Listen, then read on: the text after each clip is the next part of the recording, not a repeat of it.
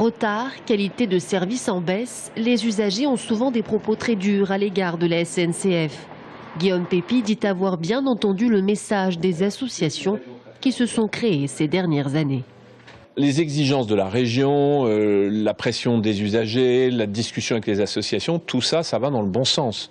Nous, on est là pour améliorer la qualité de service. Cette convention, elle est extrêmement exigeante. Il y a bien entendu un dispositif de pénalité quand on ne remplit pas le contrat, mais derrière, il y a aussi des investissements. Pas plus tard que cet été, une quinzaine de trains tout neufs vont arriver, fabriqués à Valenciennes. Ils vont être mis sur la ligne Paris-Chartres à partir du début de l'année prochaine. C'est les trains les plus modernes de France. Si 94% des TER sont arrivés à l'heure dans la région, en signant cette convention, la SNCF s'engage par exemple à mieux rembourser les usagers en cas de retard. La SNCF s'engage sur un service de meilleure qualité pour la ponctualité des trains, c'est très important.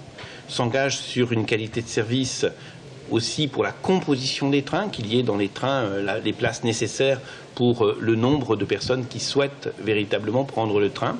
Et s'engage aussi pour que les choses soient extrêmement régulières, qu'il n'y ait pas de suppression de trains. Une convention qui pèse dans le budget de la région, puisqu'annuellement la région Centre s'engage vis-à-vis de la SNCF à contribuer à hauteur de 150 millions d'euros par an pour les TER. C'est une part importante du budget de la région qui est ainsi consacré à la mobilité, un budget d'1 milliard 150 millions consacré à la SNCF. Il est, à partir de cette réalité, absolument indispensable que nous soyons exigeants. La SNCF qui peut craindre les effets de l'ouverture à la concurrence, prévue par le Parlement européen dès 2023.